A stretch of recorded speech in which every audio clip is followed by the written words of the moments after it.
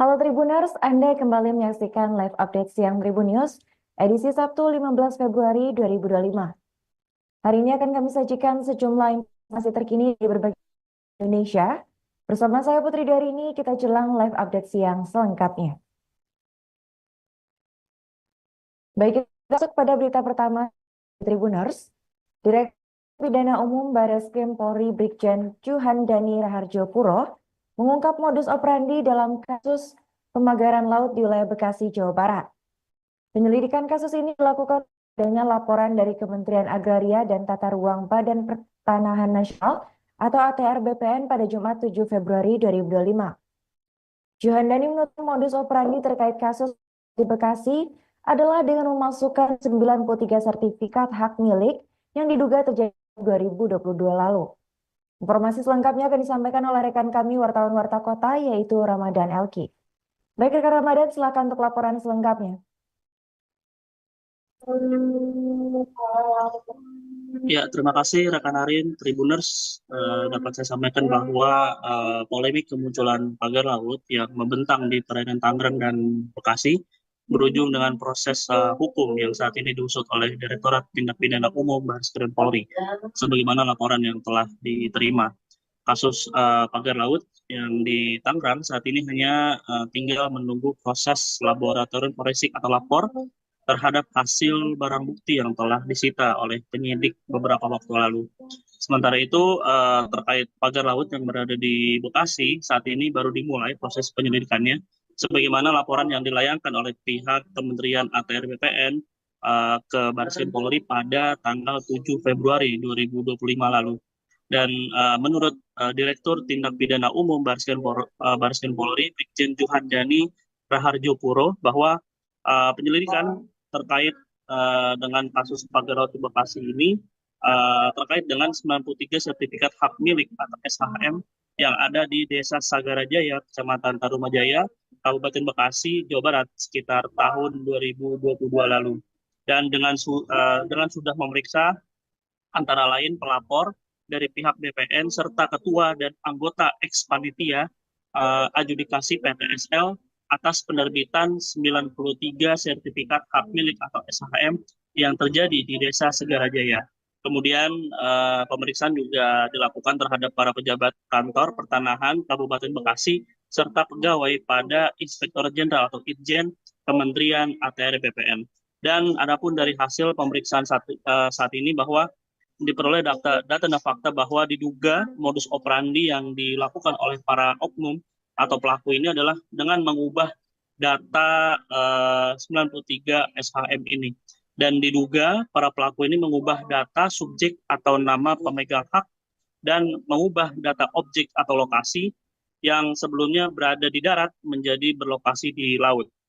Dengan jumlah yang lebih luas, luasannya yang lebih luas dari aslinya. Berdasarkan modus ini terungkap perbedaan kasus antara pagar laut yang di Tangerang dan di Bekasi. Perbedaannya terletak pada proses penerbitan sertifikat yang diduga telah melanggar aturan yang berlaku. Seperti halnya yang terjadi di Desa Kohot, Tangerang, bahwa sertifikat palsu ini terbit diduga berdasarkan permohonan pengukuran serta permohonan pengakuan hak ke kantor pertanahan Kabupaten Tangerang. Sementara itu untuk soal sertifikat pagar laut di Bekasi, pemalsuan ini terjadi usai terbitnya sertifikat asli atas nama pemegang hak yang sah. Lalu diubah sedemikian rupa menjadi nama pemegang hak baru yang tidak sah. Lalu menurut Juhandani atas hal tersebut, penyidik masih melakukan pendalaman terkait pagar laut yang di Bekasi. Dan dari hasil pendalaman ditemukan keterlibatan perusahaan di balik kemunculan pagar laut Bekasi. Dan Tribuners, berdasarkan serangkaian penyelidikan terhadap pagar laut di Bekasi ini, Juhandani menyampaikan dalam waktu dekat akan dilakukan gelar perkara untuk menentukan apakah kasus tersebut layak dinaikkan ke penyidikan atau tidak. Seperti itu, rekan Arin. Baik, terima kasih rekan Ramadan atas laporannya dan selamat melanjutkan aktivitas kembali.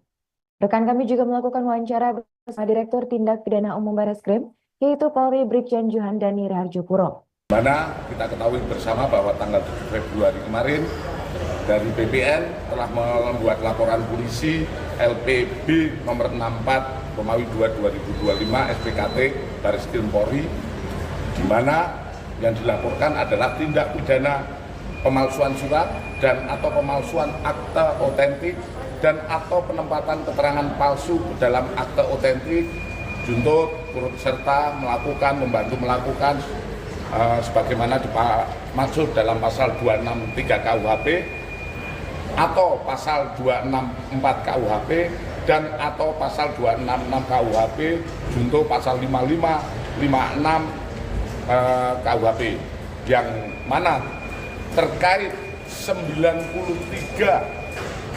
sertifikat hak milik yang terjadi di Desa Sagarajaya, Kecamatan Tarumajaya, Kabupaten Bekasi, Provinsi Jawa Barat sekitar tahun 2022, di mana kita penyidik dalam hal ini Direktorat Tindak Pidana Umum sudah melaksanakan. Kita beralih ke informasi berikutnya, Tribuners. Calon pegawai pemerintah dengan perjanjian kerja atau CPPPK Kabupaten Donggala, Sulawesi Tengah informasi tahun 2024 dengan catatan setelah muncul dugaan adanya honorer siluman dalam daftar kelulusan. Menanggapi hal ini, Kepala Badan Kepegawaian dan Pengembangan Sumber Kabupaten Donggala, Isnya menegaskan komitmennya untuk menindaklanjuti setiap laporan atau sanggahan yang diajukan masyarakat pada Selasa 11 Februari 2025. Informasi selengkapnya akan disampaikan oleh rekan kami wartawan lalu, yaitu Misna Jayanti. Baik rekan Misna, silakan untuk laporan selengkapnya.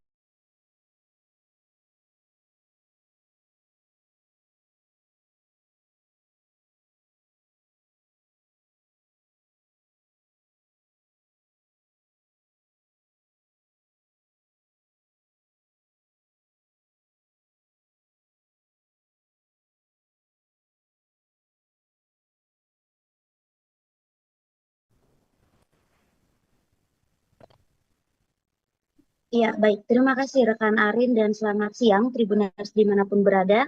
Dapat saya laporkan, proses seleksi calon pegawai pemerintah dengan perjanjian kerja atau P3K Kabupaten Donggala formasi tahun 2024 tengah menjadi sorotan setelah muncul dugaan adanya honorer siluman dalam daftar kelulusan. Sebelumnya, pemerintah Kabupaten Donggala mengeluarkan surat edaran tentang sanggahan, laporan atau pengaduan terkait hasil seleksi calon P3K Kabupaten Donggala formasi tahun 2024 yang diberikan batas waktu 21 Januari hingga 10 Februari 2025. Menanggapi hal ini, Kepala Badan Kepegawaian dan Pengembangan Sumber Daya Manusia atau BKPSDM Kabupaten Donggala, Isnadi, menegaskan komitmennya untuk menindaklanjuti setiap laporan atau sanggahan yang diajukan masyarakat. Untuk memastikan laporan tindak lanjut itu Tribuners secara transparan, BKPSDM Donggala telah berkoordinasi dengan pimpinan daerah melalui Panitia Seleksi Daerah atau Panselda, maka dibentuklah tim independen yang terdiri dari kepolisian, inspektorat, pejabat pemeriksa pegawai negeri sipil, dan bagian hukum. Isnadi menambahkan tim independen yang bertugas memeriksa atau melakukan investigasi terhadap seluruh laporan yang masuk.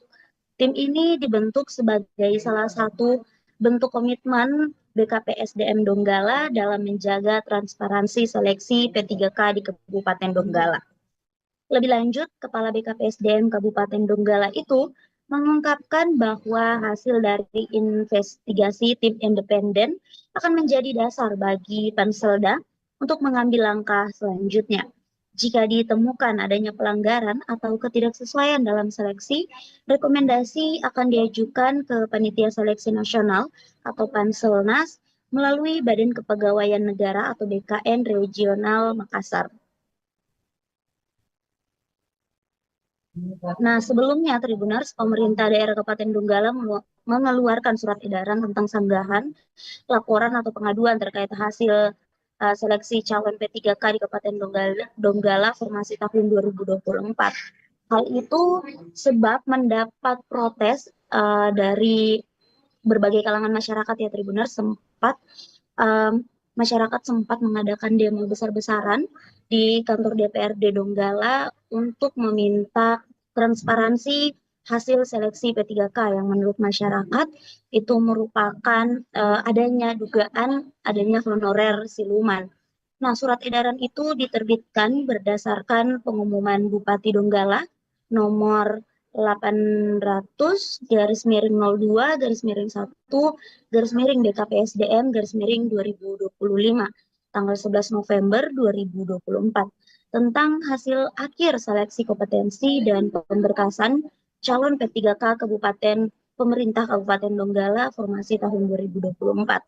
Nah, dalam surat edaran yang ditandatangani oleh Sekretaris Daerah Kabupaten Donggala, Rustam Effendi, itu memuat instruksi bagi masyarakat dan pihak-pihak terkait untuk melaporkan tenaga honorer yang dinyatakan lulus seleksi P3K. Namun terbukti tidak aktif, bekerja, atau tidak menjalankan tugas sebagaimana mestinya. Yang pertama, isi dari edaran itu yang pertama, kepada siapapun masyarakat yang mengetahui adanya tenaga honorer yang dinyatakan lulus pada seleksi kompetensi P3K sesuai pengumuman hasil seleksi kompetensi, tetapi yang bersangkutan tidak aktif bekerja atau tidak aktif melaksanakan tugas, agar melaporkan hal tersebut kepada Badan Kepegawaian dan Pengembangan Sumber Daya Manusia atau BKPSDM Kabupaten Donggala atau melalui link yang tercantum pada pengumuman tersebut. Kemudian yang kedua, kepada pimpinan perangkat daerah, camat, lurah, direktur rumah sakit, korwil pendidikan, kepala puskesmas, kepala sekolah yang pada unit kerjanya terdapat tenaga honorer yang dinyatakan lulus P3K tetapi sudah tidak aktif bekerja, agar melaporkan hal tersebut kepada BKPSDM Kabupaten Donggala. Apabila pimpinan unit kerja dimaksud tetap memberikan surat keterangan aktif bekerja atau surat pernyataan tanggung jawab mutlak kepada atau SPTJM kepada tenaga honorer yang tidak aktif bekerja akan dikenakan sanksi sesuai ketentuan perundang-undangan yang berlaku. Laporan dapat disampaikan, masyarakat dapat menyampaikan laporannya itu Tribuners melalui link yang disediakan dalam pengumuman edaran tersebut. Laporan maupun sanggahan dibuka mulai tanggal 21 Januari hingga tanggal 10 Februari 2025 kemarin. Dan hingga saat ini kami belum mendapatkan informasi lebih lanjut terkait berapa banyak masyarakat yang telah mengajukan laporan aduan ataupun sanggahan melalui link tersebut. Ya, mungkin demikian Tribuners laporan dari saya. Kembali ke studio. Terima kasih. Baik, terima kasih rekan Misna atas laporannya dan selamat melanjutkan aktivitas kembali. Rekan kami juga melakukan wawancara bersama Kepala BKPSDM Kabupaten Donggala yaitu Isngadi. Tuh, ya, oke. Jadi ada langkah-langkah yang dilakukan oleh Pemda melalui Panselda. Jadi sebagaimana di surat edaran kami beberapa waktu lalu, kami meminta masyarakat atau siapapun yang menduga ada honorer yang sudah tidak aktif bekerja, kemudian dinyatakan lulus. Artinya kami buka ruang itu kemarin sampai tanggal 10, jadi jam 12 tadi malam. Nah, jadi untuk kepentingan itu, jadi saya sudah konsultasi terhadap pimpinan melalui Pak Sekda untuk menseriusi itu. Jadi kami bentuk tim independen. Jadi Panselda tidak ada terlibat di dalam. Jadi tim ini yang kemudian melakukan pemeriksaan terhadap laporan-laporan yang ada. Kita beranjak ke informasi berikutnya Tribuners. Kisah Pilu F, bocah umur 6 tahun tewas terbunuh di tangan Muhammad Alfianto alias Alvin di Desa Garahan, Kecamatan Silo, Jember, Jawa Timur. Bocah tersebut merupakan warga yang tinggal bersama ibunya di Dusun Sumber Pakem, Desa Silo, Kecamatan Silo, Jember. Sementara pelaku adalah pacar IR, ibu korban sendiri. Warga menemukan jenazah korban terkubur di kebun kopi kawasan Desa Garahan, Kecamatan Silo, Jember pada Kamis malam 13 Februari 2025 seusai mengamankan pelaku. Informasi selengkapnya akan disampaikan oleh rekan kami wartawan Tribun Jatim Timur yaitu Imam Nawawi. Baik rekan Imam, silakan untuk laporan selengkapnya. Ya, Tribuners, dimanapun Anda berada, polisi saat ini tengah melakukan penyidikan terkait kasus dugaan pembunuhan terhadap bocah umur 6 tahun yang dikubur di kebun kopi yang berada di Desa Garahan, Kecamatan Silo, Kabupaten Jember. Kasus itu terungkap setelah warga mengamankan seorang pelaku yang bernama Alvin yang tinggal di Desa Garahan itu ketika eh, eh, baru keluar dari kebun tersebut, dan kemudian warga mengamankan dia dan menginterogasi pelaku karena sebelumnya kasus ini terungkap, eh, ibu korban mengaku telah menitipkan korban kepada terduga pelaku karena pelaku merupakan pacar dari ibu korban tersebut. Eh, pada 9 Februari 2025 karena dia sedang sibuk untuk membantu tetangganya yang sedang melakukan hajatan.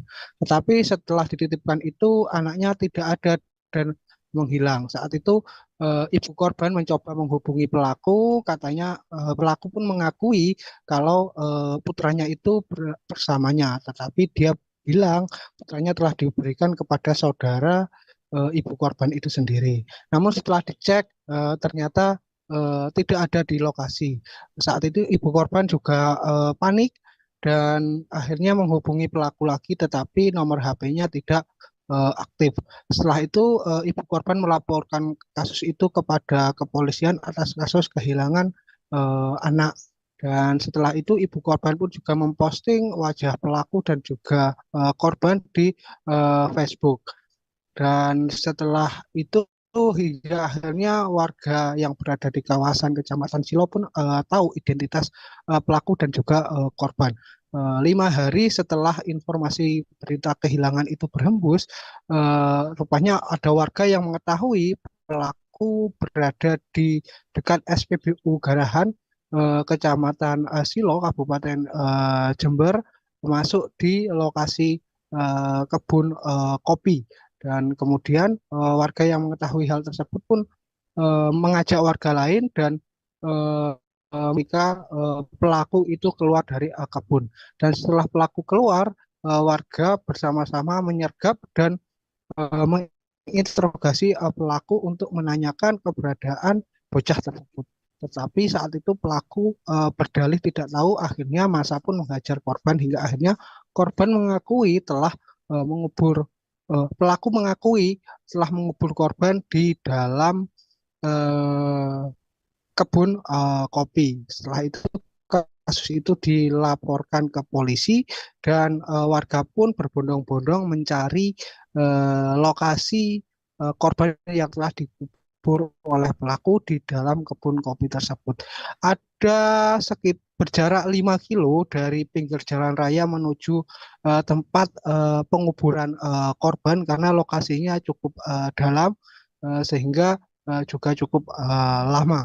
Dan setelah itu polisi pun datang dan melakukan olah tempat kejadian perkara serta melakukan pembongkaran jasad korban yang dikubur tersebut untuk dilakukan proses evakuasi dan juga autopsi di Rumah Sakit Dr. Subandi. Dan untuk kedalaman korban dikubur itu sedalam 1 lutut orang dewasa. Dan hasil penyelidikan yang dilakukan oleh aparat kepolisian, pelaku memang mengakui telah membunuh korban. Dan saat itu awalnya pelaku menganiaya korban di kawasan perkebunan tersebut, dan setelah melihat korban sudah tidak berdaya dan sudah tidak sadarkan diri, pelaku memasukkan korban ke dalam karung warna putih dan kemudian karung itu dibawa oleh korban berjarak sekitar 50 meter dari lokasi penganiayaan tersebut untuk dikubur. Dan pelaku mengubur korban dengan cara menggali menggunakan kayu. Dan setelah itu pelaku meninggalkan korban dari lokasi tersebut. Dan menurut keterangan pelaku menganiaya korban dengan cara memukuli dada korban berkali-kali hingga korban pun tidak sadarkan diri. Namun polisi belum bisa memastikan penyebab kematian korban ini karena pukulan yang cukup fatal atau karena dikubur hidup-hidup ataupun karena kehabisan nafas. Hal ini masih belum bisa dipastikan karena hasil autopsi masih belum keluar. Dan untuk saat ini polisi masih sembari menunggu proses autopsi keluar, polisi pun juga akan melakukan pemeriksaan terhadap sejumlah saksi-saksi. Dan polisi juga nanti akan melakukan gelar perkara sebelum memutuskan hukuman yang akan dijatuhkan kepada pelaku. Dan nantinya polisi pun juga akan melakukan tes kejiwaan terhadap pelaku tersebut. Mungkin hanya ini yang dapat kami laporkan. Saya kembalikan kepada Arin yang ada di studio. Terima kasih rekan Imam atas laporannya dan selamat melanjutkan aktivitas kembali. Tribuners, rekan kami juga melakukan wawancara bersama Kasat Reskrim Polres Jember yaitu AKP Anggariatma. Bahwa benar, tadi malam kita mengamankan terduga pelaku, dibantu oleh masyarakat, oleh warga, lalu terhadap pelaku kita lakukan pendalaman dan terduga pelaku mengakui bahwa benar terduga pelaku melakukan penganiayaan terhadap korban. Lalu hingga meninggal dunia, lalu korban dibawa oleh pelaku dalam keadaan meninggal dunia jarak 50 meter dari TKP penganiayaan dikuburkan di kebun kopi. Untuk perkembangan sampai pagi ini? Untuk perkembangan sampai hari ini masih kami lakukan pemeriksaan dan saat ini masih lakukan pemeriksaan. Mungkin untuk langkah lebih lanjut kami akan menunggu hasil otopsi, lalu kami akan mengecek terkait. Kita beralih ke informasi berikutnya Tribuners. Setelah 7 hari menghilang, Ulfa Tamima, korban penculikan yang juga mengalami kekerasan seksual, akhirnya ditemukan oleh jajaran Polresta Sorong Kota bersama keluarganya di Bukit Belagri, Kota Sorong, Papua Barat Daya. Ulfa sebelumnya diculik oleh seorang pria inisial H di Jalan Kesehatan Distrik Sorong Barat pada Minggu 9 Februari 2025 sekitar pukul 10.30 waktu Indonesia Timur. Informasi selengkapnya disampaikan oleh rekan kami wartawan Tribun Sorong yaitu Safwan Asari. Baik rekan Safwan, silakan untuk laporan selengkapnya. Baik, benar sekali Arin dan juga Tribuners dimanapun Anda berada, dapat saya kabarkan bahwa pencarian pada hari ke-7 hilangnya Ulfa Tamima, remaja berkebutuhan khusus yang mana diculik di Kota Sorong baru-baru ini dan menggegerkan publik, dan selain diculik, Ulfa juga mendapatkan perlakuan tak senonoh dari pelaku penculikan tersebut berinisial H, umur 30 tahun di tempat kejadian perkara yaitu di belakang Belagri, Kota Sorong, Papua Barat Daya. Nah, dapat saya kabarkan bahwa berdasarkan hasil pantauan kami di lapangan bahwa pada saat pencarian hari ke-7 pencarian Ulfa Tamima pada hari ke-7 ini telah membuahkan hasil di mana kepolisian yang dipimpin langsung oleh Kasat Intel Polresta Sorong Kota yaitu AKP Abdul Aziz dan diinstruksikan langsung oleh Kapolres Sorong Kota ini dibantu langsung oleh keluarga, dan alhamdulillah pada saat sekira pukul 12:28 waktu Indonesia Timur, tim yang terbagi atas 4 tim ini justru telah mendapatkan jejak ataupun mendapatkan posisi Ulfa tadi siang. Nah, dalam pantauan kami di lapangan bahwa pada saat kami mendapatkan posisi Ulfa Tamima tersebut, justru dalam posisi Ulfa Tamima dalam posisi tidak mengenakan busana dan dia kehausan begitu. Nah, keluarga yang ikut dalam pencarian hari ke-7 ini justru sontak menangis dan juga memanggil nama Ulfa dari atas bukit, dan alhamdulillah kami berhasil dan kami bersama tim berhasil melakukan evakuasi dari lereng dari jurang naik ke atas untuk langsung dilarikan ke Rumah Sakit Umum Daerah RSUD Selebi Solo Kota Sorong Papua Barat Daya. Nah, selain itu dapat saya kabarkan bahwa pada saat kami bertemu dengan keluarga di Rumah Sakit Umum Daerah Kota Sorong, mereka menyambut ataupun mengapresiasi tindakan ataupun kinerja yang dilakukan oleh kepolisian dan juga pihak keluarga, yang mana pada hari ini meskipun sudah 7 hari pencarian Ulfa Tamimah, remaja berusia 25 tahun ini telah membuahkan hasil dan korban yang bersangkutan justru pulang dengan selamat.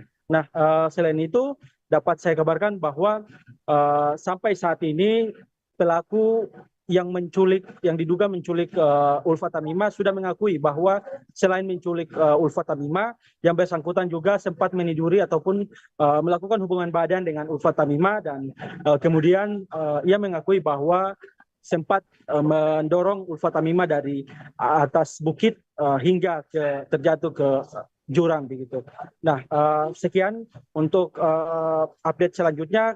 Tadi kami sempat menghubungi Kapolres Solo Kota dan beliau juga memberikan penegasan bahwa kepolisian dalam hal ini Polres Solo Kota tidak memberikan ampun ataupun memberikan ruang impunitas kepada pelaku asusila terhadap Ulfa dan juga terhadap remaja yang berkebutuhan khusus tersebut. Nah, ia akan menindak tegas dan memberikan pasal yang seberat-beratnya, hukuman yang seberat-beratnya kepada pelaku agar pelaku-pelaku seperti ini tidak lagi merajalela di wilayah Kota Solo. Sekian, Arin. Baik, terima kasih rekan Safwan atas laporannya dan selamat melanjutkan tugas kembali. Rekan kami juga melakukan wawancara bersama nenek dari Ulfa, yaitu Fatmawati Tamimah. Alhamdulillah, usaha dari keluarga besar dan pihak kepolisian, KKMU dan keluarga besar dari Timur dan keluarga besar Himpunan Mahasiswa Islam dan seluruh masyarakat Kota Sorong yang turut serta ikut untuk mencari anak kami. Alhamdulillah, kami pihak keluarga mengucapkan banyak terima kasih sebesar-besarnya, walaupun tadi ditemukan dalam keadaan yang sangat kritis, tanpa busana, dibuang di dalam jurang. Tetapi alhamdulillah, puji syukur karena atas kuasa Allah dan izin Allah, anak kami telah ditemukan. Namun kami secara pribadi mewakili seluruh keluarga besar Tamimah dan seluruh warga. Seorang pria berinisial STM, warga Kecamatan Tanon, Kabupaten Sragen, Jawa Tengah, ditangkap Satres Polres Sragen karena diduga melakukan tindak pidana penipuan dengan modus bisa mengeluarkan uang gaib pada Jumat 14 Februari 2025. Kapolres Sragen AKBP Petrus Parning Otan Silalahi melalui Kasat Reskrim Polres Sragen AKP Isnofim Fedarianto mengatakan pelaku meyakinkan korban yakni TR, warga Kota Surakarta, bisa mengeluarkan uang gaib dengan melakukan ritual tertentu. Informasi selengkapnya akan disampaikan oleh rekan kami wartawan Tribun Solo, yaitu Septiana Ayu.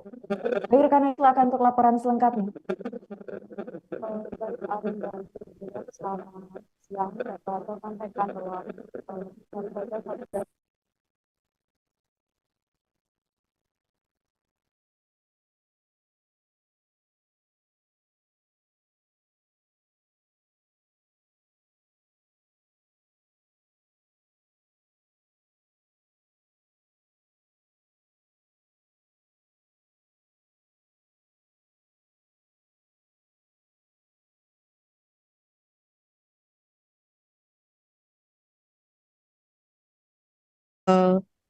Beberapa waktu lalu, Satreskrim Polres Sragen baru saja mengamankan seorang pria yakni berinisial STM, berusia 49 tahun, warga Kecamatan Tanon, Kabupaten Sragen, karena terlibat kasus penipuan, yakni dengan modus berpura-pura bisa mengambil uang goib yang dengan melalui ritual tertentu, di mana Kasat Reskrim Polres Sragen AKP Isnofim Sodarianto mewakili Kapolres Sragen mengatakan bahwa pada awalnya korban yakni TR warga Kota Solo ini bertemu dengan pelaku STM pada tahun 2022 yang lalu, di mana korban dan STM ini dikenalkan oleh seorang pria yakni berinisial S, di mana S mengatakan kepada korban bahwa STM ini bisa mengambil uang dan membantu memecahkan permasalahan keuangan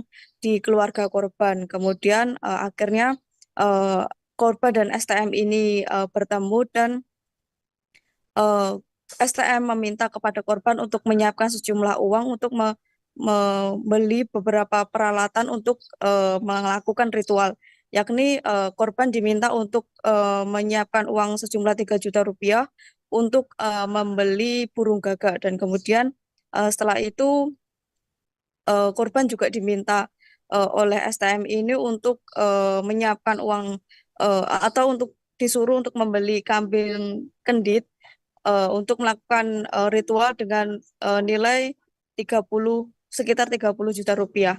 Kemudian setelah itu korban juga diminta untuk melakukan ritual di beberapa makam yang ada di Kabupaten Sragen, dan setelah melakukan ritual tersebut ternyata korban tidak mendapatkan apa yang dijanjikan oleh pelaku. Oleh karena itu korban melaporkan apa yang dialaminya ini ke Polres Sragen, dan setelah dilakukan berbagai penyelidikan akhirnya pelaku ditangkap di rumahnya yang ada di Kecamatan Tanon, di mana pelaku ini sehari-hari diketahui merupakan seorang pekerja serabutan atau tidak memiliki pekerjaan tetap. Dan pelaku mengaku baru 1 kali ini melakukan aksinya tersebut, dan berdasarkan keterangan dari Kasat Reskrim Polres Sragen AKP Isnovim Daryanto mengatakan bahwa korban dari aksi pelaku tersebut baru 1 kali juga. Kemudian motif dari pelaku melakukan aksinya tersebut dikarenakan tentu saja ingin mendapatkan keuntungan untuk digunakan dalam perekonomiannya. Kemudian dari kasus ini AKP Isnovim menghimbau kepada warga Sragen untuk tidak mempercayai hal-hal ataupun tidak termakan dengan hal-hal tersebut sehingga tidak menimbulkan korban-korban yang lainnya. Saat ini pelaku telah diamankan di Polres Sragen dan dijerat pasal 378 KUHP dengan ancaman 4 tahun penjara. Itu Arin dapat saya sampaikan dari Sragen, Jawa Tengah. Kembali ke studio. Baik, terima kasih rekan Septiana Ayu atas laporannya dan selamat melanjutkan aktivitas kembali. Rekan kami juga melakukan wawancara bersama Kasat Reskrim Polres Sragen, yaitu AKP Isnovim Daryanto.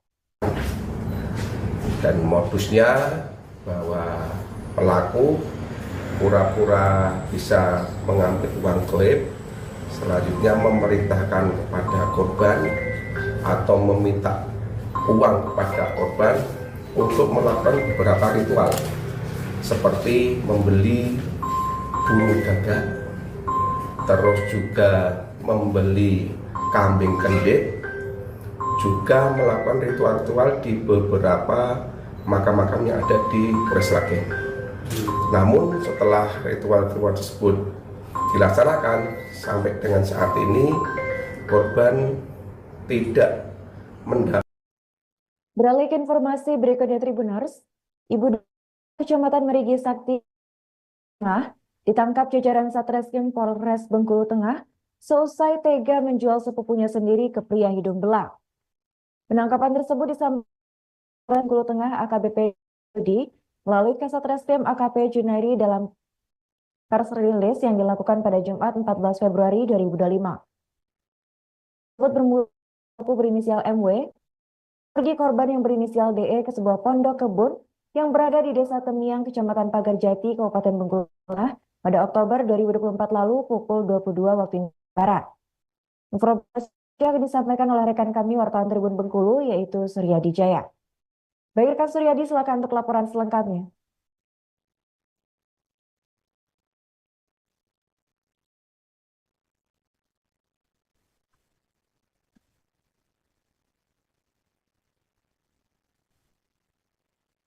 Silakan.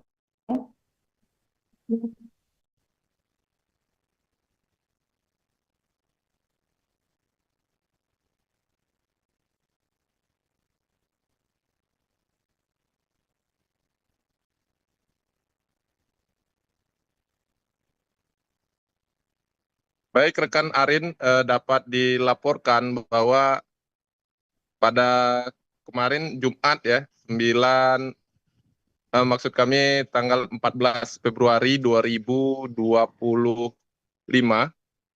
Polres Bengkulu Tengah menggelar konferensi pers terkait kasus seorang wanita di Kabupaten Bengkulu Tengah tega menjual sepupunya sendiri ke dua pria hidung belang. Kejadian tersebut terjadi pada Oktober 2024 lalu. Saat itu pelaku berinisial MW mengajak sepupunya berinisial DE pergi ke sebuah kebun sawit ya yang berada di Desa Temiang, Kecamatan Pagarjati, Kabupaten Bengkulu Tengah, untuk bertemu seorang pria berinisial E di sebuah pondok kebun. Saat tiba di sebuah pondok kebun tersebut, pelaku mengancam korban untuk dibunuh jika tidak ingin melayani pria tersebut. Lantaran ketakutan, DE pun mengikuti apa yang diperintahkan oleh MW dan dengan terpaksa melakukan hubungan badan dengan pria berinisial E tersebut. Dari tangan pria tersebut, MW berhasil mendapat uang bayaran sebesar Rp150.000. Setelah dari pondok kebun milik E, MW mengajak DE pergi ke sebuah pondok kebun lagi milik seorang pria berinisial SM, dan DE atau korban yang juga merupakan seorang pelajar SMP berumur 14 tahun harus melayani nafsu bejat pria tersebut dengan bayaran yang sama. Setelah kejadian tersebut, korban diberikan baju baru, voucher, paket internet, serta makanan oleh pelaku. Akibat kejadian tersebut, korban mengalami depresi dan melaporkan kejadian tersebut ke orang tua korban. Orang tua korban yang kaget dengan hal itu dan langsung melaporkan kejadian tersebut ke Polres Bengkulu Tengah untuk ditindaklanjuti. Kasat Reskrim Polres Bengkulu Tengah, AKP Junairi, mengungkapkan bahwa setelah menerima laporan tersebut, pihaknya langsung melakukan beberapa tindakan seperti mengecek TKP, mengambil visum, dan berbagai macam lainnya, lalu melakukan penangkapan terhadap 3 pelaku tindak pidana perdagangan orang, yakni MW, E, dan SM. Saat ini ketiganya sudah ditahan di Mapores Bengkulu Tengah. Sekian Arin yang dapat dilaporkan. Baik, terima kasih rekan Suryadi atas laporannya dan selamat melanjutkan aktivitas kembali. Rekan kami juga melakukan sejumlah wawancara dengan pihak terkait, berikut kami tampilkan. Ngapa sampai tegaan jual sepupu dewek nih yuk? Hah? Karena keuangan? Emang ada benci apa seperti apa dengan sepupu? Dah ada dendam ya tak? Berapa kali yuk? Betul lah. Kini apa yang Ayu rasakan? Nyesal? Nyesal apa macam mana? Nyesal? Ada ketemu sama orang tua korban ya tak? Apa yang Ayu lakukan? Minta maaf? Hah? Ayo dapat berapa yuk dari ini yuk? Hah? 50.000? Untuk apa rencana itu yuk? Hah? Beli gas? Beras? Udah nikah? Punya anak? Anak 2. Suami? Si korban yang penjual anak tadi kan, di bawah umur tadi, jelas trauma anaknya karena umur 14 tahun masih sekolah. Nih dengan trauma itu kita memberikan pendampingan atau seperti apa nih? Ya, jelas pendampingan. Kita beralih ke informasi berikutnya Tribuners. Markas Komando Distrik Militer 0105 Aceh Barat berhasil menyandra narkoba di wilayah Aceh Barat dan menangkap 6 tersangka yang terlibat dalam jaringan narkoba. Konferensi pers yang digelar oleh pihak Kodim pada Jumat Februari 2025 mengungkapkan penangkapan 6 tersangka berinisial MW, US, Ralam, FR, AI, dan SF yang ditangkap di 3 lokasi berbeda, yaitu Desa Ujung Dreng, Kecamatan Murebo, Desa Suakribe, dan Desa Ujung Baro di Kecamatan Johan Palawan. Informasi selengkapnya akan disampaikan oleh rekan kami wartawan Serambi News, yaitu Saadul Bahri. Rekan Bahri, silakan untuk laporan selengkapnya. Baik, Tribun News dapat kami laporkan dari Kabupaten Aceh Barat. Markas Komando Distrik Militer Kodim 0105 Aceh Barat berhasil mengamankan peredaran narkoba di wilayah Aceh Barat dan menangkap 6 tersangka yang terlibat dalam jaringan narkoba. Dalam konferensi pers yang digelar oleh pihak Kodim pada Jumat tanggal 14 Februari 2025 mengungkapkan bahwa penangkapan 6 tersangka masing-masing berinisial MW dengan usia 35 tahun, US 42 tahun, Ralam berusia 62 tahun, berikut FR 35 tahun, AL 30 tahun, dan SF 44 tahun. Keenamnya ditangkap di 3 lokasi berbeda, yaitu di Desa Ujung Drin, Kecamatan Merbo, berikut Desa Suakribe dan Desa Ujung Baruh, Kecamatan Johan Pahlawan di Kabupaten Aceh Barat. Sementara Dandim Aceh Barat Letkol Infanteri Hendra Mirza menyampaikan bahwa operasi ini merupakan bagian dari komitmen TNI untuk memberantas peredaran narkoba yang semakin meresahkan masyarakat, khususnya di kalangan generasi muda. Menurutnya, operasi dilakukan selama beberapa minggu dengan melibatkan berbagai instansi yang berhasil membongkar jaringan narkoba yang beroperasi di wilayah Kabupaten Aceh Barat. Sementara operasi ini diawali dengan penyelidikan intensif yang dimulai beberapa bulan lalu yang menargetkan kelompok sindikat narkoba yang diduga memiliki koneksi internasional.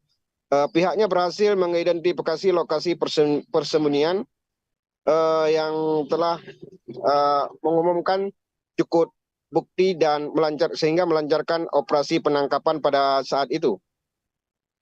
Dalam operasi tersebut, petugas berhasil menemukan sekitar 6,6 gram sabu-sabu yang disembunyikan dalam sebuah truk yang sedang melintas di wilayah Aceh Barat. Sementara truk tersebut yang membuat muatan sah, namun setelah dilakukan pemeriksaan lanjut ditemukan narkoba yang disembunyikan dengan sangat rapi di dalam kendaraan tersebut. Sementara 6 tersangka ditangkap terdiri dari 3 pria dewasa yang diduga menjadi pengedar utama dalam jaringan ini, dan mereka bertanggung jawab atas distribusi narkoba tersebut ke berbagai daerah di Aceh.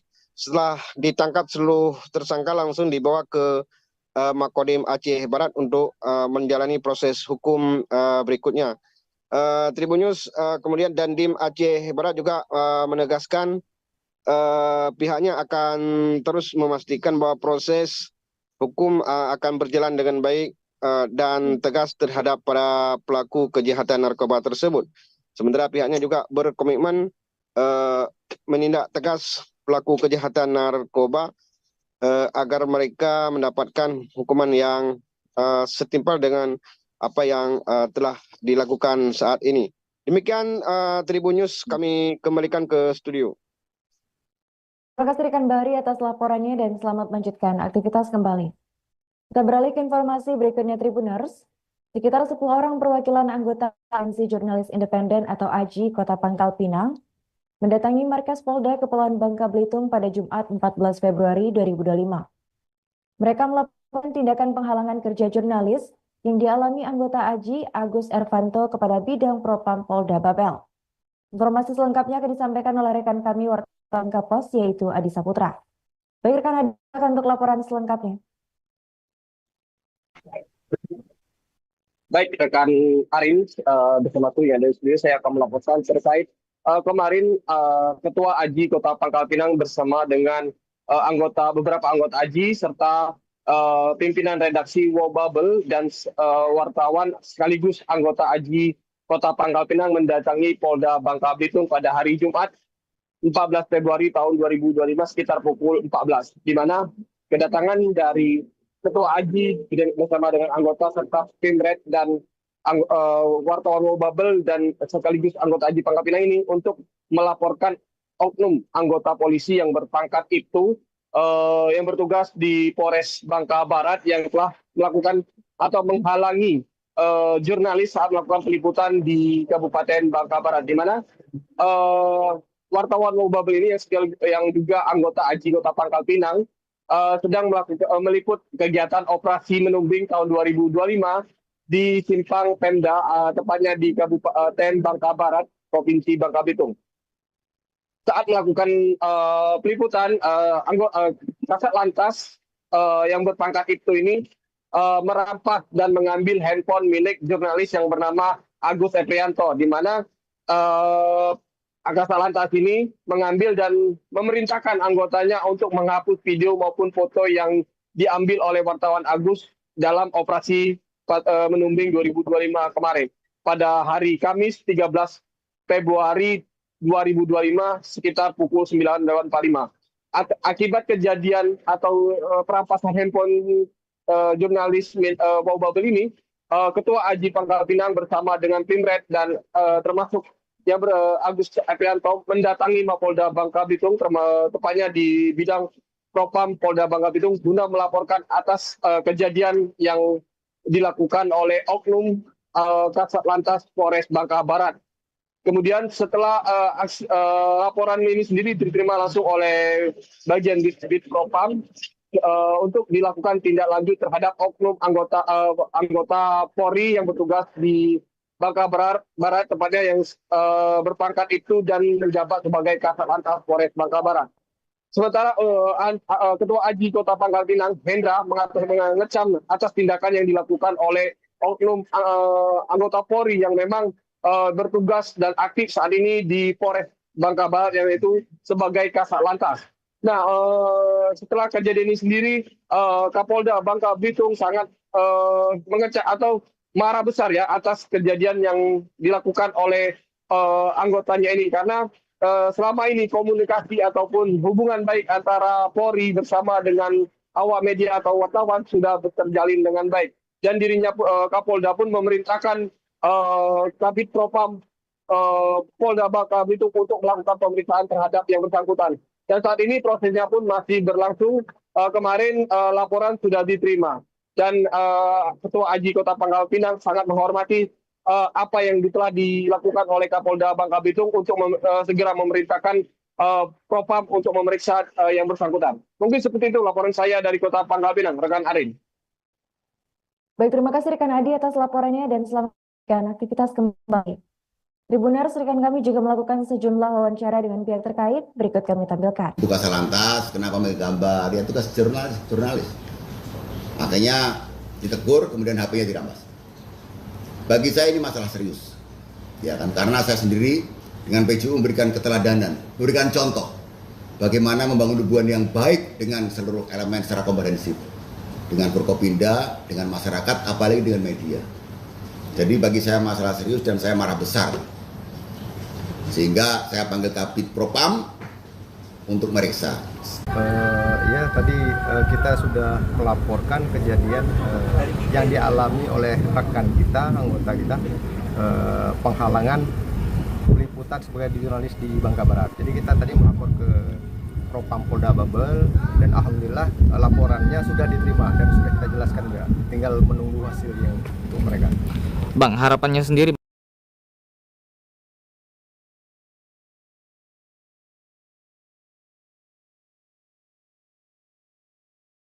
Kecamatan Linggo, Kabupaten Gorontalo. Berdasarkan informasi dihimpun tribungorontalo.com, insiden ini terjadi sekitar pukul 5 waktu Indonesia Tengah, Jumat 14 Februari 2025. Penyebabnya diduga akibat ban depan terlepas atau copot, sehingga sopir kehilangan kendali hingga menabrak pohon dan pagar beton. Informasi selengkapnya disampaikan oleh rekan kami wartawan Tribun Gorontalo yaitu Jeffrey Petabuga. Baik rekan Jeffrey, silakan untuk laporan selengkapnya. Baik rekan Arin dan Tribuners dimanapun Anda berada, dapat kami laporkan bahwa satu mobil truk berwarna merah bermuatan puluhan dus air mineral alami kecelakaan di Hunggalua sekitar Patung Berdoa, Kecamatan Nimboto, Kabupaten Gorontalo, Provinsi Gorontalo. Informasi yang berhasil kami himpun, kejadian itu terjadi Jumat 14 Februari 2025 sekiranya pukul 05.00 waktu Indonesia Tengah. Penyebab diduga akibat ban depan terlepas atau copot sehingga sopir kehilangan kendali hingga menabrak pohon dan pagar beton milik warga. Sopir truk tersebut diketahui bernama Fajrun Sulaiman, warga desa Hulawa, Kecamatan Telaga, Kabupaten Gorontalo. Fajrun berhasil selamat, namun dadanya masih terasa sakit akibat benturan. Adapun kondisi truk rusak parah, terutama bagian depan. Kaca mobil pecah, begitu juga dengan pintu bagian kiri. Puluhan dus itu kini diamankan di rumah warga. Diketahui Fajrun hanya berangkat sendiri tanpa kenek. Ia dari Bitung, Sulawesi Utara menuju ke Gorontalo, namun naasnya mengalami kecelakaan di Kabupaten Gorontalo. Sementara itu proses evakuasi mobil cukup sulit dan memakan waktu cukup lama. Evakuasi itu menggunakan mobil derek milik Polda Gorontalo lalu dibantu masyarakat setempat. Penyebab mobil itu sulit dievakuasi karena dua ban mobil bagian kiri masuk di dalam selokan. Bahkan setengah bagian depan sisi kiri mobil masuk ke selokan. Sudah dua mobil yang melakukan evakuasi, salah satu mobil milik warga lain dan dibantu dengan pihak kepolisian. Hampir setengah jam proses evakuasi, akhirnya mobil bisa diangkat hingga ke tepi jalan. Pantauan di lapangan, warga mulai mengerumuni lokasi kejadian. Kemacetan pun tidak terelakkan dari kedua arahnya. Hal itu karena evakuasi mobil harus terpaksa menggunakan setengah dari jalan. Saat dimintai keterangan, Fajrun, sopir mobil truk, belum bisa memberikan keterangan sebab di waktu yang bersamaan ibunya akan melakukan operasi. Apalagi pagar yang ditabrak mobil itu dimintai ganti rugi. Pihak kepolisian telah mendata mobil tersebut dan akan melakukan proses lebih lanjut. Baik, demikian yang dapat kami laporkan, kembali ke studio. Baik, terima kasih rekan Jeffrey atas laporannya dan selamat lanjutkan aktivitas kembali. Kita beralih ke informasi berikutnya Tribuners. Pedagang Pasar Tambak Kibin Suhardi mengaku resah akibat tindakan yang dilakukan oleh oknum terduga preman terhadap para pedagang di wilayah tersebut. Pasalnya, oknum terduga preman tersebut melakukan penggembokan secara paksa pada Selasa 11 Februari 2025 terhadap lapak pedagang. Tak hanya itu, oknum terduga preman ini juga melakukan ancaman dan percobaan pemerasan yang membuat para pedagang khawatir. Untuk informasi selengkapnya akan disampaikan oleh rekan kami wartawan Tribun Banten yaitu Ade Ferry. Baik rekan Ade, untuk laporan selengkapnya. Baik, selamat siang Tribuners. Melaporkan dari Kabupaten Serang bahwa sejumlah pedagang yang berdagang di Pasar Tambak Kibin, Kecamatan Kibin, Kabupaten Serang, mengaku merasa resah akibat tindakan dilakukan oleh sejumlah terduga preman di wilayah tersebut, sehingga yang mana perilaku yang dilakukan oleh sejumlah terduga preman tersebut yaitu melakukan penggembokan dan juga pengeleman terhadap gembok yang sudah terpasang secara paksa terhadap para pedagang. Hal itu tentu membuat pedagang resah dan akhirnya pedagang dan juga ahli waris dari pemilik ruko mendatangi Polres Serang untuk melaporkan tindakan yang dilakukan oleh terduga preman tersebut. Setelah melaporkan kepada wartawan, salah seorang pedagang bernama Suhardi mengaku dirinya merasa resah akibat tindakan yang dilakukan oleh terduga preman tersebut karena tidak hanya mengunci terhadap ruko yang ditempatinya, sejumlah terduga preman juga melakukan beberapa intimidasi dan juga pengancaman terhadap sejumlah pedagang di wilayah tersebut. Dan selain itu juga para terduga preman ini akibat melakukan penggembokan secara paksa, para pedagang itu tidak bisa berjualan, ya, terhitung selama 3 hari pedagang tidak bisa berjualan. Namun kemarin ataupun 2 hari yang lalu pasar Tambak Kibin tersebut sudah kembali dibuka dan pedagang sudah bisa kembali berjualan. Namun demikian, para pedagang mengaku masih merasa resah karena peristiwa tersebut ternyata bukan hanya terjadi pertama kali, namun dalam 3 tahun terakhir peristiwa tersebut selalu berulang, terutama ketika menjelang Ramadan seperti saat ini. Bahkan yang terparah beberapa tahun lalu pernah dilakukan dengan cara pemasangan tembok asbes di depan daripada pasar tersebut. Untuk diketahui Tribuners bahwa pasar ini masih hari ini juga masih bersengketa begitu antara beberapa ahli waris, namun para pedagang berharap pihaknya tidak dilibatkan dalam sengketa yang dilakukan. Dan juga saat dikonfirmasi secara terpisah seseorang yang dilaporkan yaitu bernama ataupun berinisial AY, dirinya membantah tuduhan premanisme yang ia lakukan. Sebab dirinya mengaku sebelum dilakukan penggembokan, pihaknya sudah mengirimkan sejumlah pemberitahuan kepada pedagang, dan sampai hari ini pun proses hukum masih berlanjut dan para pedagang sekali lagi berharap agar Polres Serang ataupun para penegak hukum dapat memberikan perlindungan hukum kepada para pedagang karena hal tersebut membuat para pedagang resah dan tidak nyaman berjualan. Demikian Arin, kembali ke studio. Baik, terima kasih rekan Ade atas laporannya dan selamat melanjutkan aktivitas kembali. Rekan kami juga melakukan sejumlah wawancara dengan pihak terkait Tribuners, berikut kami tampilkan. Saya diberikan kuasa penuh oleh pihak almarhum ahli waris Haji Uding bin Sarpan, yaitu keluarganya Bapak Dabe Rahmat, terkait penanggapan pemberitaan yang beredar terkait premanisme. Itu saya bantah semuanya. Karena apa? Tahapan-tahapan itu sudah kita lalui. Yang pertama, kita berikan surat edaran kepada pedagang dengan pemberitahuan. Yang keduanya, kita berikan juga kuasa hukum kita, Pak TB Sukatma, informasi pihak ahli waris Sakman bin Karim. Surat edaran itu dari tahun kapan? Surat edaran apa? Pertama kali dilayangkan kepada pedagang? 2-3 bulan yang lalu, dan 2 minggu terakhir pun sudah kita edarkan juga surat pemberitahuan. Bismillahirrahmanirrahim. Assalamualaikum warahmatullahi wabarakatuh. Kami dari kantor hukum Ahmad Rizky Gunawan Rahab, dalam hal ini sebagai kuasa hukum ahli waris Sakman bin Karim, dalam hal ini didampingi bersama dengan klien kami, Ibu Junah. Pada malam hari ini kami hendak melaporkan dugaan tindak pidana dan atau dugaan perbuatan premanisme, yang dimana memang pada siang tadi dilakukan tindakan secara sepihak dan sewenang-wenang berupa penggembokan dan atau pengeleman terhadap gembok yang sudah terpasang oleh para pedagang yang berdagang di Pasar Tambak Indah Kibin milik dari Sakman bin Karim. Itu yang melakukan siapa, Pak? Kami duga ada beberapa oknum, namun untuk inisial dari saudara AY. Kita beranjak ke informasi berikutnya Tribuners. Polresta Tanjung Pinang, Kepulauan Riau berhasil mengungkap 11 kasus penyalahgunaan narkoba yang dilakukan 16 tersangka sejak Januari hingga Februari 2025 pada Jumat 14 Februari 2025. Dari 11 kasus yang diungkap Polresta Tanjung Pinang, didapati tersangka 16 orang laki-laki, 14 perempuan, 2 orang. Kapolresta Tanjung Pinang Kombes Pol Hamam Wahyudi mengatakan, dari 11 kasus yang diungkap, semuanya merupakan pengedar dengan cara menjual ke masyarakat. Informasi selengkapnya akan disampaikan oleh rekan kami wartawan Tribun Batam, yaitu Yuki Febusta.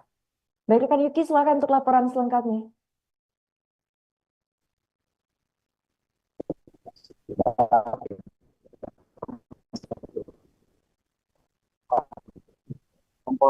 Polresta Kota Tanjung Pinang gelar konversi pers pada Jumat 14 Februari 2025 dengan mengungkap 11 kasus penyalahgunaan narkoba yang dilakukan oleh 16 tersangka sejak Januari 2025 hingga Februari 2025. Dari ada 11 kasus yang diungkap Polres Kota Pimpinan dipadati dengan 16 tersangka, yaitu dengan laki-laki 14 dan 2 orang perempuan. Konferensi pers ini pun dipimpin oleh Kapolres Pimpinan Kombes Pol Hamam Wahyudi, yang mana dari 11 kasus yang diungkap semuanya merupakan pengedar dengan cara menjual ke masyarakat melalui via WA, via WhatsApp, dan juga transaksi berupa di pesan. Dia juga menyebut dari 11 kasus pihaknya menemukan sabu sebanyak 251,32 gram, ekstasi sebanyak 7 butir, dan ganja sebesar 6,3 gram. Dia juga menyebut salah satu tersangka Jalan Cipedak di Kelurahan Kampung Baru, Kecamatan Tanjung Pinang Barat, Kota Tanjung Pinang, ditemukan 11 paket sabu yang siap dijual dengan berat sebanyak 20 gram. Hamam Wahyudi juga menyebut modusnya dengan cara komunikasi menggunakan handphone dan diantarkan langsung ke pelanggan. Adapun inisial tersangka yaitu ada AJ berusia 32 tahun, AF berusia 30 tahun, HK juga 38 tahun, BT 34 tahun, SR 54 tahun, SS 41 tahun, RP 55, MS 55, AS 36 tahun, GS 24 tahun, dan JT 50 tahun, dan HS 36 tahun. Selain itu ada ST 47 tahun, RB 31 tahun, GS 46 tahun, dan YD 43 tahun. Dia juga Kombes Pol Hamam Wahyudi juga mengucapkan mereka ini diamankan di lokasi yang berbeda. Untuk pasal yang dikenakan yakni pasal UU nomor 35 tahun 2019 dengan ancaman hukuman paling rendah 5 tahun dan maksimal 20 tahun.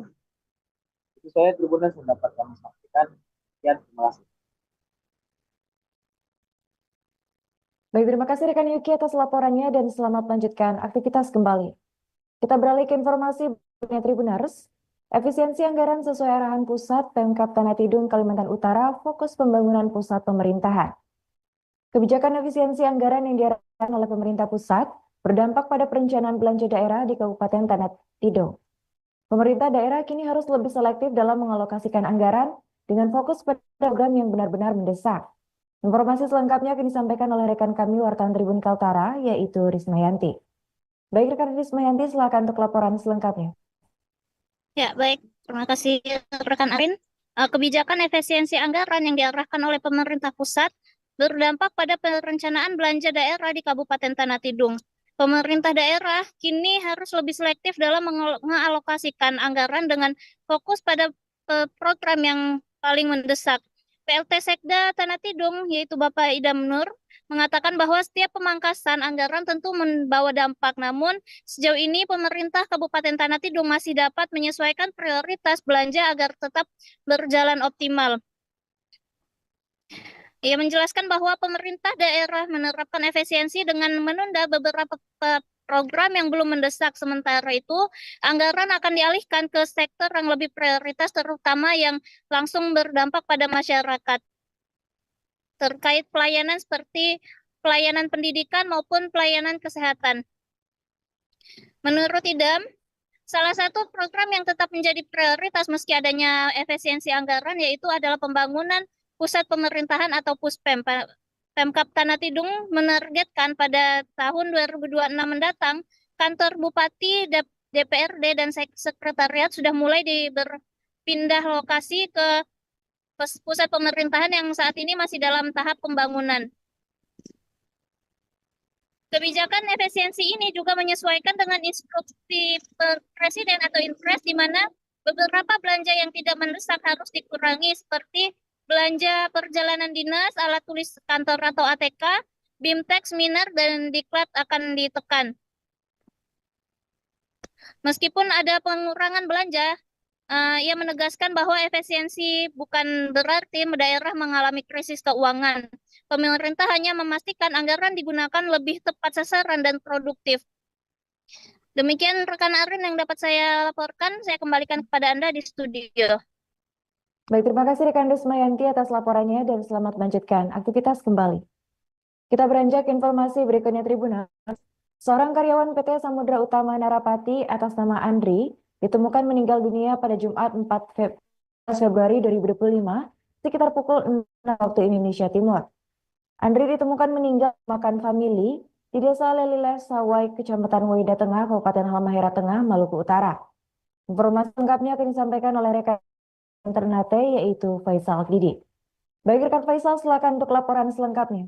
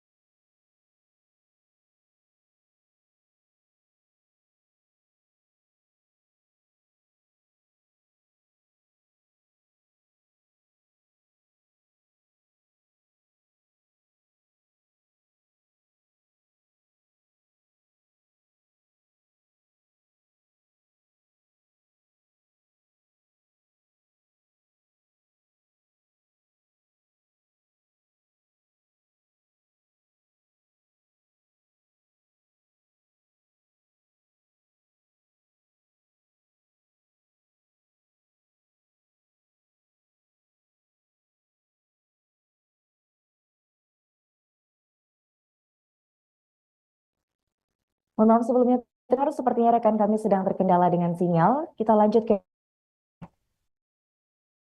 hingga sering diduga menjadi penyebab kecelakaan di sepanjang jalan Insinyur Utami Tanjung Bintang, Lampung Selatan. Lampung diruqyah oleh tim praktisi ruqyah syariah di Tanjung Sari, Lampung Selatan pada Februari 2025. Salah satu tim mengatakan pihaknya sebagai praktisi ruqyah sering meruqyah terhadap tempat atau jalan yang dianggap masyarakat angker dan sering terjadi kecelakaan lintas hingga menyebabkan korban. Disampaikan oleh rekan kami wartawan Tribun Lampung, yaitu Dominius Desmantari. Baik rekan Dominius, silakan laporan selengkapnya. Ya, baik rekan Arin dan juga Tribuners, karena dianggap angker sering diduga menjadi penyebab kecelakaan di sepanjang jalan Insinyur Utami Tanjung Bintang, Lampung Selatan. Jalan tersebut diruqyah oleh tim praktisi ruqyah syariah dari Desa Tanjung Sari, Kecamatan Lampung Selatan pada Selasa 11 Februari 2025. Salah satu tim ruqyah bernama Eko Warsinto mengatakan pihaknya sebagai praktisi ruqyah sering meruqyah terhadap tempat atau jalan yang dianggap masyarakat angker dan sering terjadi kecelakaan lalu lintas hingga menyebabkan korban meninggal dunia. Menurutnya jalan tersebut merupakan titik ketiga dari jalan Insinyur Utami di Kecamatan Tanjung Sari, Lampung Selatan yang belum lama ini telah terjadi 2 peristiwa kecelakaan lalu lintas hingga menyebabkan 1 orang meninggal dunia. Selain itu, ia juga menyebut kegiatan ruqyah on the road tersebut untuk mendukung operasi keselamatan Krakatau 2025 yang saat ini sedang digelar oleh pihak kepolisian. Sebagaimana kita ketahui bersama, operasi tersebut dilaksanakan untuk menekan angka kecelakaan lalu lintas. Jadi kami berupaya untuk ikut berpartisipasi membantu menekan angka kecelakaan, ujarnya. Selain itu, kata dia, kegiatan tersebut juga dilakukan sebagai bentuk edukasi dan mengingatkan kepada masyarakat untuk selalu berdoa sebelum berpergian agar selamat dalam perjalanan. Namun, ia juga tidak lupa untuk mengimbau kepada masyarakat untuk selalu berhati-hati serta tertib dalam berlalu lintas ketika berkendara. Selama ini masyarakat jika melewati jalan yang dianggap angker dan sering terjadi kecelakaan lalu lintas, mereka sering mengklakson dan memberikan isyarat untuk permisi. Menurutnya hal tersebut tidak perlu dilakukan, namun menurutnya dalam ajaran yang dianutnya menganjurkan cukup dengan membaca bismillah atau doa yang lain ketika melintasi tempat tersebut yang dianggap angker dan lainnya. Ia pun mengimbau kepada masyarakat agar turut meningkatkan ketakwaan dan keimanan kepada Allah agar terhindar dari bencana dan lainnya. Begitu rekan Arin. Baik, terima kasih rekan Dominius atas laporannya dan selamat melanjutkan aktivitas kembali. Tribuners, rekan kami juga melakukan wawancara bersama tim ruqyah, yaitu Eko Yanto. Untuk kegiatan hari ini adalah kegiatan meruqyah jalan yang rawan daripada kecelakaan ataupun laka lantas. Masyarakat sering dianggap sebagai jalan yang rawan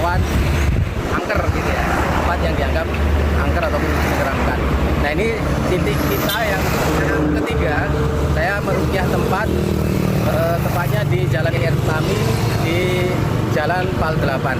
Yang sebelumnya saya sudah meruqyah masih di Jalan IR Utami di jalan sebelum PT Sukarlapita, sebelum jembatan yang kemarin memang setelah terjadi kecelakaan belum lama ini, dan juga ada di Jalan Desa di Jalan Tanjungsari, tepatnya di jembatan itu di dekat di jembatan sekolahan Asalam.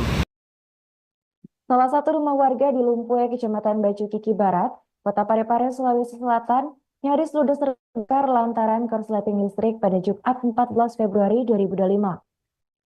Rumah milik Ramlah diketahui mengalami kebakaran di bagian gable. Beruntung api berhasil segera dipadamkan dan tidak sampai ludes terbakar. Kepala Bidang Penanggulangan Kebakaran dan Penyelamatan Frans mengatakan, telah menerima informasi dari warga Lumpue terkait adanya percikan api karena korsleting listrik. Pihaknya bersama tim langsung terjun ke TKP. Informasi selengkapnya akan disampaikan oleh rekan kami Warga Timur, yaitu Darullah. Baik, Darullah, silakan untuk laporan. Ya, Tribuners, selamat siang. Diinformasikan bahwasanya salah satu rumah warga di Kelurahan Lumpue, Kecamatan Baju Kiki Barat, Kota Parepare, Sulawesi Selatan, dan terus nyaris ludes karena terbakar, ya, Tribuners. Hal itu dikarenakan korsleting listrik yang terjadi di rumah tersebut, ya, Tribuners. Karena listrik yang ada di atas rumahnya, Tribuners, itu di atas atap rumah warga tersebut, Tribuners, itu korslet sehingga mengeluarkan percikan api, ya, Tribuners. Bahkan sempat ada bunyi ledakan didengar di rumah, Tribuners. Saat korsleting listrik terjadi, ya, Tribuners. Namun sangat beruntung percikan api tersebut berhasil segera dipadamkan oleh warga setempat dan juga petugas, ya, Tribuners, sehingga api tidak sempat menjalar dan menghabisi rumah milik Ramlah tersebut. Hanya saja atap rumah yang berbahan seng itu, Tribuners, sempat ada tegangan listrik di rumah tersebut, Tribuners, karena adanya korsleting listrik, ya. Namun setelah datang pihak PLN melakukan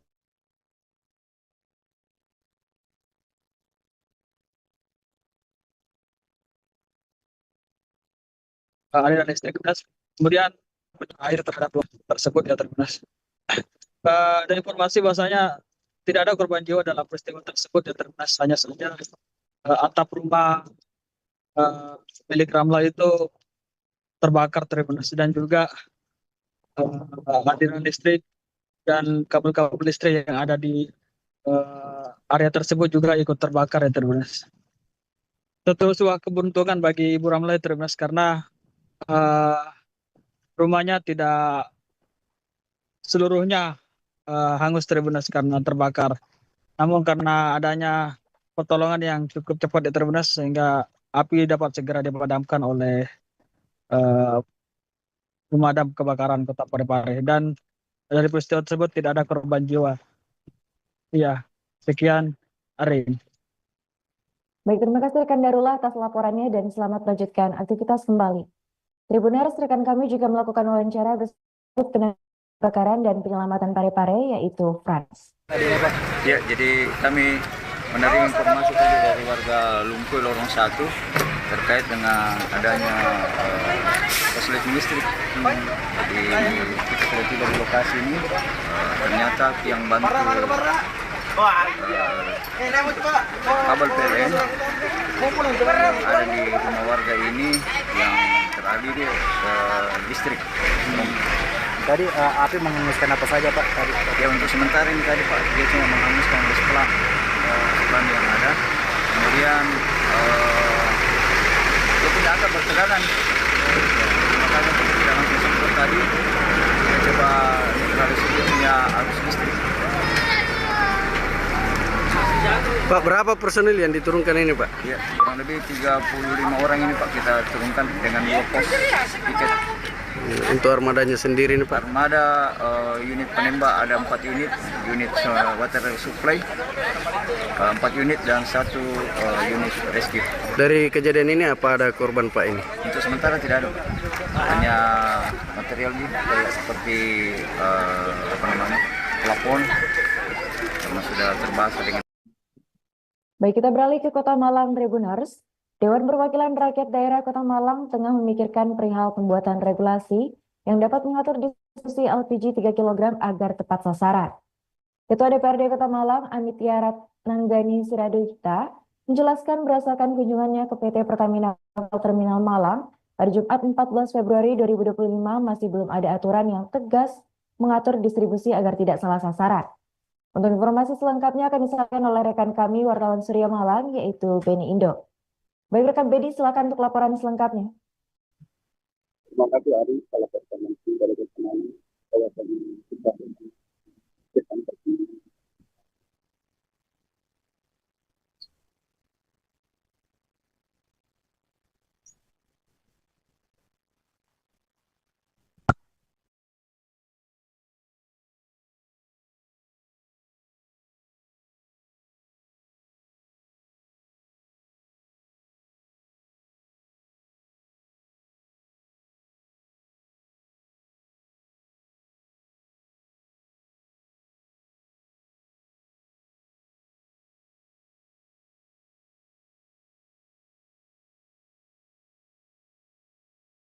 mempertimbangkan untuk membuat regulasi yang mengatur distribusi LPG 3 kg bisa tepat sasaran. Seperti diketahui sebelumnya bahwa di Kota Malang sempat terjadi kelangkaan LPG di satu kecamatan, yaitu Kecamatan Gadung Kandang, dan berkaca pada peristiwa itu legislatif mempertimbangkan supaya nantinya LPG yang memang diperuntukkan untuk masyarakat yang kurang mampu bisa sesuai tepat sasaran. Berdasarkan kunjungan Ketua DPRD dan beberapa rombongan lainnya di Pertamina yang berada di Kota Malang, dijelaskan bahwa saat ini memang tidak ada regulasi yang mengatur bagaimana pemberian sanksi terhadap orang-orang yang menyalurkan LPG subsidi tidak tepat sasaran, sehingga hal itu juga menjadi kesulitan petugas di lapangan untuk mengatur bagaimana LPG 3 kg bisa tepat sasaran.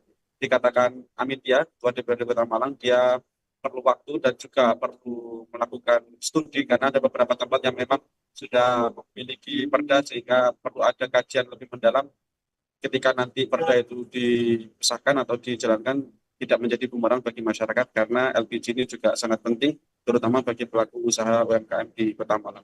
Arin, demikian laporan dari Kota Malang, kembali ke studio. Baik, terima kasih rekan atas laporannya dan selamat melanjutkan tugas kembali. Kita beralih ke informasi berikutnya Tribuners. Sriwijaya menargetkan 3 poin saat menghadapi Nusantara United FC pada Sabtu 15 Februari 2025 di Stadion Kebonggiro Boyolali, Kecamatan Cepoko, Kabupaten Boyolali, Jawa Tengah. Meskipun telah membuktikan diri bertahan di Liga 2 Indonesia setelah lolos dari babak play-off degradasi, para pemain Sriwijaya FC tetap berambisi menutup kompetisi dengan kemenangan. Informasi lengkapnya akan disampaikan oleh rekan kami wartawan Sriwijaya Post yaitu rekan Angga. Baik rekan Angga, silakan untuk laporan selengkapnya. Baik, terima kasih Arin dan teman-teman Tribuners. Dapat saya sampaikan jika Sriwijaya FC hari ini pada Sabtu 15 Februari 2025, Sriwijaya FC menargetkan 3 poin saat menghadapi Nusantara United FC di Stadion Kebonggiro Boyolali, Kecamatan Cepogo, Kabupaten Boyolali, Jawa Tengah. Meskipun pertandingan ini telah memastikan diri bertahan di Liga 2 Indonesia setelah lolos dari babak play-off degradasi, para pemain Sriwijaya FC tetap berambisi menutup kompetisi dengan kemenangan. Otto Kapisa, salah satu pemain dari Sriwijaya FC dan juga dambaan para fans, mengungkapkan bahwa meskipun tim sudah berhasil lolos, kemenangan menjadi inti dari permainan atau pertandingan dari Sriwijaya hari ini. Kemenangan ini sangat berarti karena akan menjadi hadiah bagi tim Sriwijaya FC saat ini. Setelah pertandingan melawan Nusantara United FC pada sore hari ini, klub kebanggaan Laskar Wongkito akan dibubarkan dengan para pelatih, pemain, dan ofisial yang saat ini masih berada di tim Sriwijaya FC. Dan untuk itu, mereka pulang ke kampungnya masing-masing dan sambil menunggu keputusan terkait kelanjutan dari Liga 2 yang akan berlangsung tahun musim 2025-2026. Meskipun tim akan berpisah, Otto Kapisa dan juga rekan-rekannya bertekad memberikan yang terbaik di pertandingan terakhir ini. Meskipun ini adalah pertandingan perpisahan, tetap perjuangan dan profesionalitas dijunjung tinggi oleh anak asuh Henry Susilo. Tim Sriwijaya FC ingin menutup kompetisi ini dengan kemenangan yang manis. Sriwijaya FC sendiri optimis bisa meraih 3 poin berkat kemenangan sebelumnya melawan PSMS Medan yang kita ketahui jika PSMS Medan sudah terkalahkan dan pecah rekor oleh tim Sriwijaya FC. Para pemain telah dipersiapkan dengan motivasi yang tinggi dan strategi yang mapan dari pelatih Henry Susilo untuk mengalahkan Nusantara United FC dan berharap bisa mengulang kemenangan besar seperti yang mereka raih di Jakabaring Palembang dengan skor 3-0. Arin dan teman-teman Tribun News dapat saya laporkan juga jika kemenangan Sriwijaya FC pada sore hari ini, maka Sriwijaya FC akan dihujani dengan bonus yang sangat luar biasa oleh asisten manajer mereka sendiri yaitu Muhammad David dan juga dari Bang Sumsel Babel yang menjadi sponsor SIP dari Sriwijaya FC. Mungkin itu Arin yang bisa saya sampaikan, kembali ke Arin di studio. Baik, terima kasih rekan Angga atas laporannya dan selamat melanjutkan aktivitas kembali. Kita beranjak ke informasi berikutnya Tribuners. Di balik seragamnya sebagai anggota polisi yang bertugas di Polresta Kupang Kota NTT, Bribka Andri menunjukkan bahwa kepedulian tidak mengenal batas. Download Tribun X sekarang, menghadirkan lokal menjadi